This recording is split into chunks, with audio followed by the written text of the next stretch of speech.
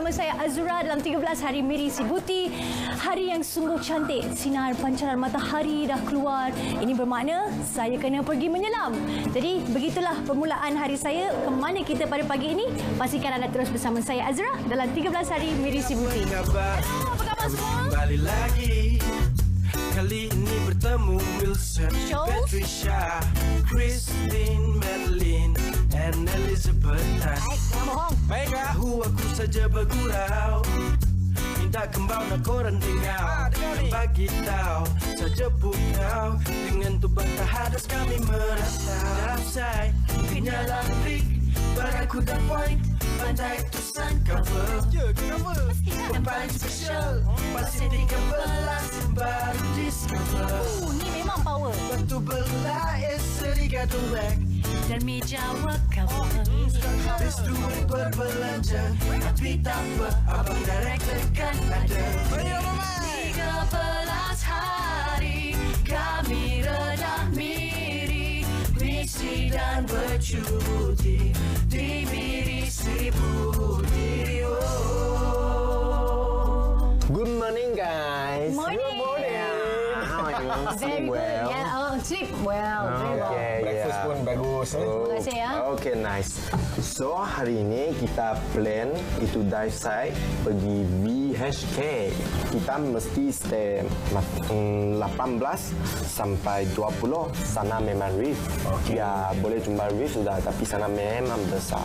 Ya, so nanti kita sampai sana, kita buang itu marker. Okay. Lepas tu ikut itu marker turun. Okay, jangan pegang itu tali ya.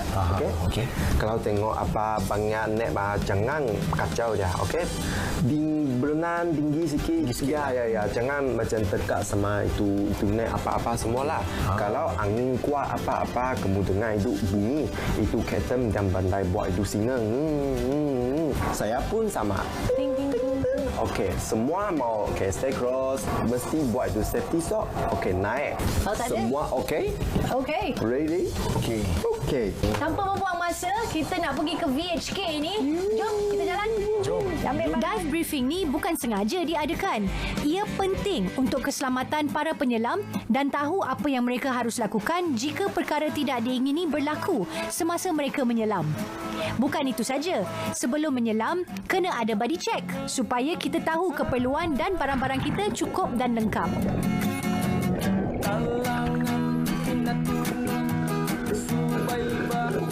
Saya dan Adrian telah sampai ke dasar laut pada paras 18 meter. Malangnya, kami tidak menemui terumbu karang kerana arus yang kuat membawa kami ke kawasan berpasir. Tapi tak apa, Adrian bagi tahu kawasan berpasir ini juga mempunyai banyak hidupan.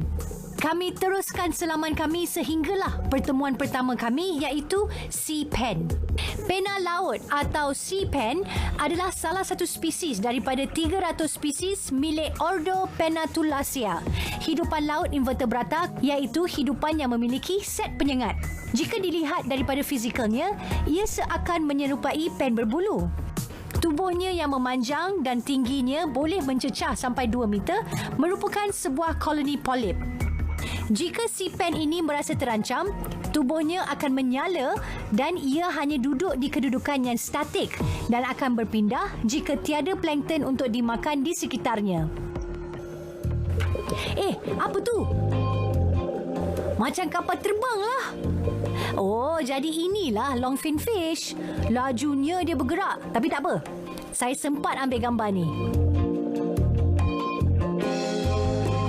Saya teruskan meneroka dasar laut ini. Apalah yang akan saya temui lagi? Tengok tu, ketam. Sempatlah juga saya main kejar-kejar dengan ketam ni.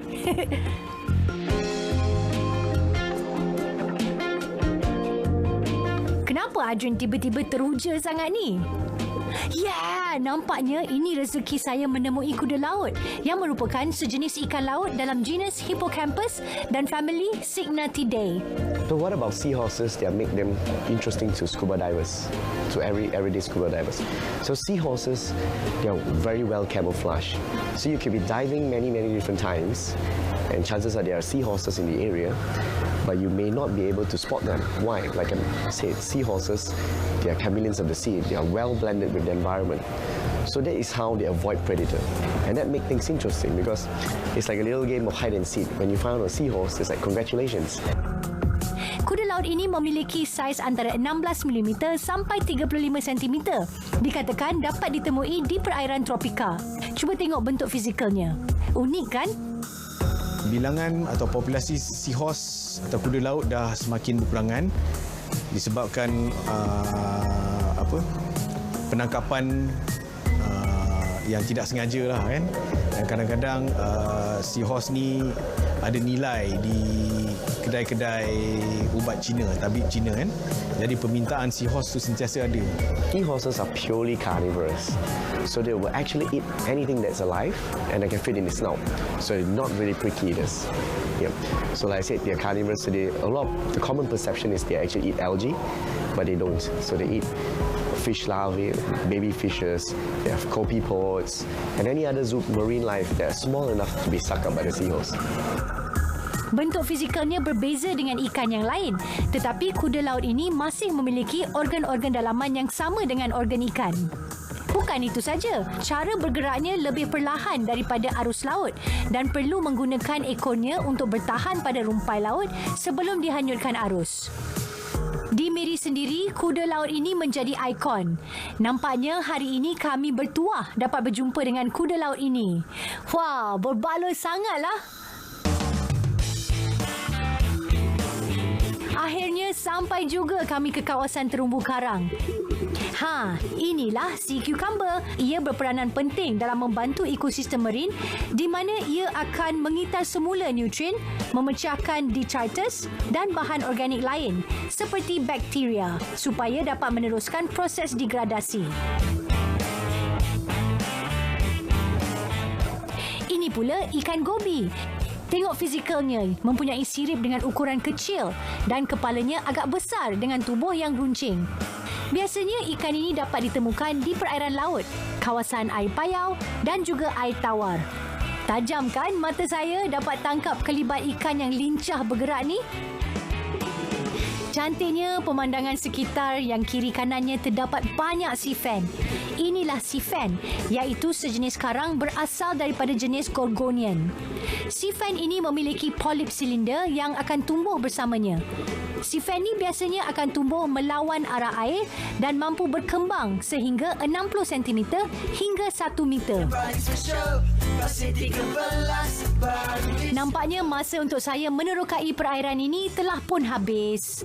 Saya terpaksa naik ke atas sekarang walaupun belum puas lagi nak menerokai kawasan ini. Tapi saya rasa sangat berbaloi kerana dapat melihat kuda laut. Bukan senang nak jumpa spesies marin ni. Tapi sebelum naik, saya kena pastikan selama 3 minit berada dalam paras 5 meter untuk safety stop. Ingat ya, ini juga penting supaya paru-paru kita kembang pada tahap normal selepas melakukan aktiviti selaman.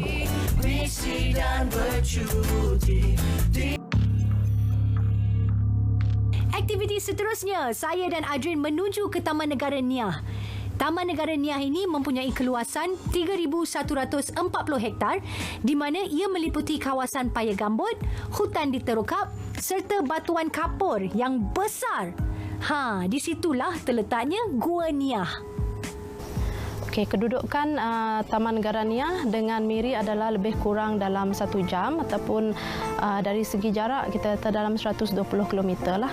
Untuk ke Gua Niah, kami akan dibantu oleh pemandu pelancong iaitu Hamzah yang akan membawa kami masuk ke dalam gua. Terima kasih. Dah dapat tiket untuk masuk ke dalam. Satu untuk Adrian, satu Terima kasih. Macam. Kalau nak masuk ke Taman Negara Niah ni, kita kena bayar RM10. Tak mahal, murah aja. Jadi sekarang dah dapat tiket, kami kena dengar satu taklimat sebelum memulakan perjalanan untuk masuk ke gua. Jadi yuk kita pergi sana ya. Okey, jom. Taman Negara Niah diwatakan pada 23 November 1974. Dan Taman Negara ini merupakan salah sebuah taman negara yang kecil di Sarawak lah dan mempunyai bilangan pelawat lebih daripada 20,000 pelawat dalam setahun. Dan di dalam Taman Negara ni kita ada beberapa tarikan lah. Kalau kita pergi dekat Taman Negara, first kali kita boleh jalan dekat kita punya yang berumur, ada yang dijumpai yang sangat tua lah, dalam berumur 40,000 tahun macam tu. Dikatakan merupakan bukti awal Homo sapien ataupun manusia yang datang ke Asia Tenggara pada masa dia dijumpai back in tahun 1950-an macam tu. Pada tahun 1958, Taman Negara Gua Niah ini telah diwartakan sebagai Monumen Sejarah Kebangsaan dan pada 23 November 1974 diwartakan sebagai Taman Negara. Ia dibuka kepada umum pada 1 Januari 1975. Lepas tu yang ni historic moment kita lah. Yang ni waktu Niah digazetkan. Lepas tu yang ni ada nomination for the world heritage site dari UNESCO. Lepas tu ada visit daripada Profesor Clive daripada UNESCO. Recommendation lah untuk kita orang untuk preserve tempat ni Sebagai apa, heritage untuk heritage. Sekurang-kurangnya dengan adanya taklimat ini, saya tidaklah masuk ke dalam gua itu dengan tangan kosong. Lepas kita dah lihat secara ringkas taklimat tadi, sekarang kita akan pergi ke sungai kerana untuk sampai ke gua, mulut gua tu kita kena melintas menggunakan bot di mana kita perlu bayar RM1 aja. Lepas tu dah sampai situ, kita akan berjalan untuk sampai ke gua Mulut Niah. Ke Mulut Gua Niah. Baru betul. Sungai ini mempunyai kelebaran antara 5 hingga 6 meter dan memakan masa perjalanan tak sampai seminit pun. Perlu diingatkan, dalam sungai ini ada buaya. Jika bernasib baik, anda akan berpeluang bertentang mata dengan pak buaya. Saya telah pun sampai. Kami akan memulakan perjalanan dengan melalui trek dan titi yang disediakan khusus untuk para pengunjung ke sini. Jom ikuti saya.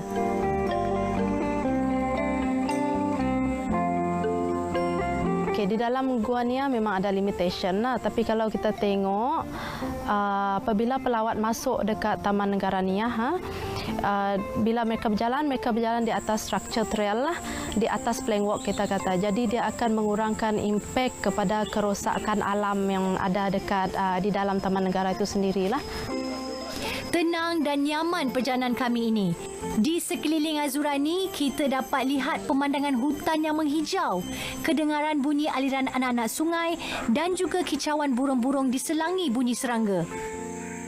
Okey, nanti kita akan tengok pokok tapang, lepas tu eco tree. Saya akan tunjuk eco tree, pokok tapang. Pokok tapang tu tak jauh, di dalam 900 meter, 1 kilometer nanti kita akan jumpa pokok tapang. Flora yang kita kata tumbuh-tumbuhan yang ada dekat di dalam Taman Negara Niah, along the way kita pergi dekat Great Cave lah, kita akan jumpa pokok belian, kita akan jumpa pokok jelutong, pokok keruing, and then yang paling interesting dia di tepi trail kita ada pokok benuang bane, dia memang sangat besar. Yang tu memang sangat menarik lah, memang sangat besar, sangat tua. Berpeluh jugalah perjalanan kami ni. Tapi jauh berjalan dalam ceruk hutan pun saya masih sempat disapa oleh peminat saya. Berjalan ke depan sikit, kami akhirnya berjumpa dengan pokok tapang yang diceritakan oleh Hamzah sebelum ini. Wow, besar juga pokok tapang ni. Tingginya saja dah mencecah 80 meter. Orang-orang first, okey?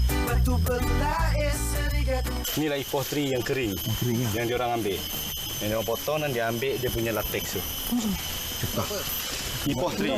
Buat racun tu. Boleh tengok daripada dia punya daun. Toksin. Yang ni racun. Menjajah, lepas tu ada satu. Ini eco tree lah. Pokok eco. Yang ni yang masih hidup lagi. Oh, ni dia ni? Please do not touch. Oh, ni lah dia pokok dia.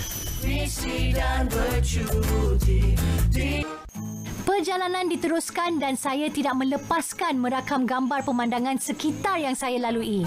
Saya, Adrian bersama Amzah juga sempat singgah di kedai kaum Iban yang menjual cenderamata dan minuman. Bukan sekadar menjual cenderamata dan minuman, malah ada juga lampu suluh dan selipar yang dijual untuk pengunjung. Kalau kamu tak ada lampu suluh, sini ada jual. Oh, ada juga. Sebab salah pun gelap. Sewa dia. Siwa tidak ada sini, memang Jual saja ya? bagus, ya. Okey, baguslah. Kadang-kadang kami sini ada jual sarang burung, tapi ini hari ada ini ada sarang burung. Nah, dia tu ada jual sarang burung. Penjual juga sempat memberikan saya melihat sarang burung walit yang tersedia untuk dijual.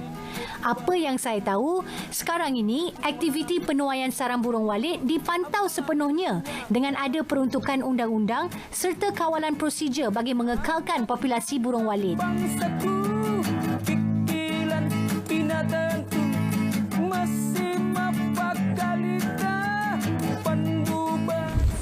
Oh, dah ada pagar dah kat sini. Kan mungkin sebab kat dalam tu ada sarang burung walit kan, ataupun swiftless punya nest tu. Jadi untuk menghalang dia daripada penceroboh masuk, diletak pagar. Ya, kawasan lindungan kan. Kan tu je, pasal sarang burung tu kan mahal kan. Orang datang curi. Memang betul. Tapi kemas juga dia buat kan. Kan? Jom. Sebelum sampai ke gua besar, Gua Niah, kita akan melalui satu gua, kita panggil Traders Cave. Gua ni dia unik daripada Gua Niah dengan Painted Cave disebabkan terbukanya dinding di sebelah kiri dia, kanan dia. Sebelah kanan dia dan dinding ini, di dalam gua ini kita dapat lihat beberapa kayu belian tercacak seperti mana dia pernah jadi tempat pondok orang berniaga ataupun berhenti, kita kata berhenti pada masa dahulu. Dan dikenal pasti yang ini adalah dijumpai dekat tempat tu start daripada tahun 50-an macam tu. 50-an, 60-an memang sudah ada dekat Traders Cave.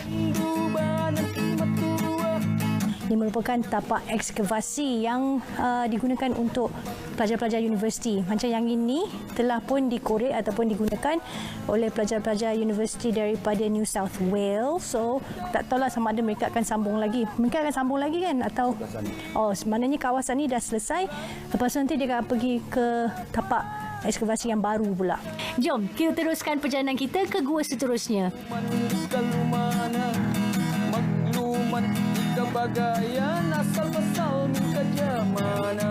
Sekarang boleh rasa angin dah lalu kat sini. Tadi dekat gua daran tadi ada juga terasa angin. Laluan angin masuk ke dalam gua tu kan.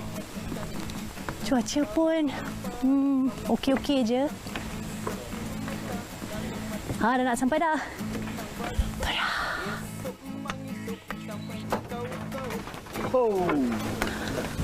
What? Woohoo! Look at that!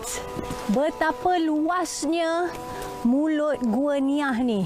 Yang ini merupakan kawasan ekskavasi orang yang menemui Gua Niah ni dan juga bukti-bukti adanya manusia di Asia Tenggara ini berusia 40,000 tahun yang lalu, iaitu Tom Harrison dengan Barbara. Tom and Barbara Harrison. Jom kita masuk ya. Great Cave atau dikenali sebagai Lubang Kuala. Ia terbina di dalam blok batu kapur yang luas dan ukurannya mencapai 1 km panjang dari utara ke selatan dan setengah kilometer lebar. Ada sebuah rumah yang terdapat dekat kita panggil West Mouth ataupun entrance ke dalam gua besar kita, Gua Niah.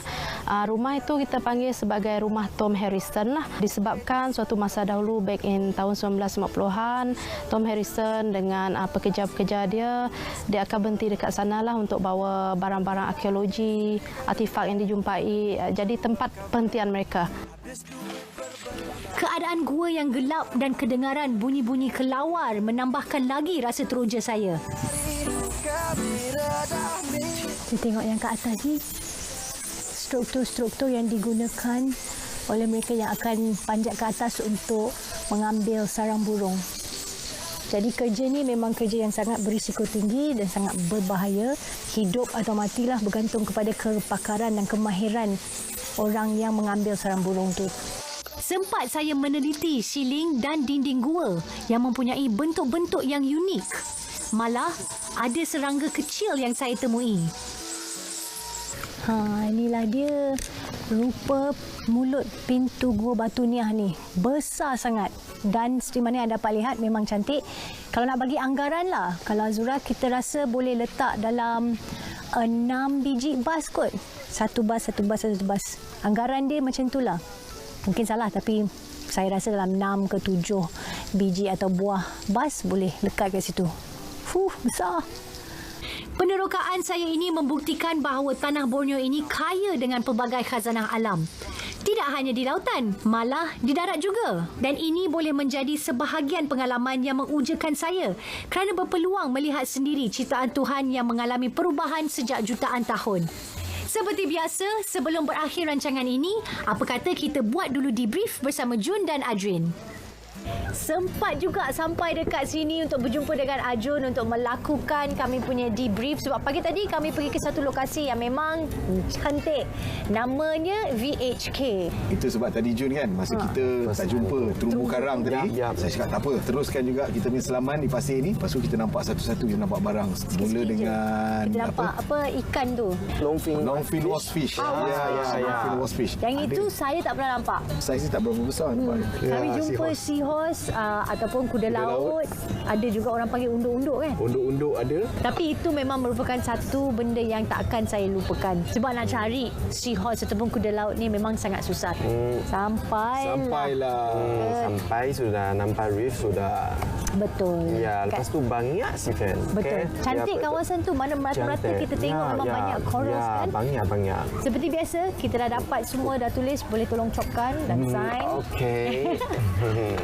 Inilah yang ditunggu-tunggu. Terima kasih banyak-banyak Ajun kerana membawa kami pergi diving dan juga Adrian kita sebab pergi Gonia tu memang seronok. Pengalaman yang tak dapat dilupakan Gonia. Betul. Dan pada anda jangan lupa untuk sentiasa bersama dengan Azra dan Adrian dalam 13 hari Miri Serbuti. Dengan itu selamat malam dan kita jumpa lagi. Bye. Bye. Rasa bekas je.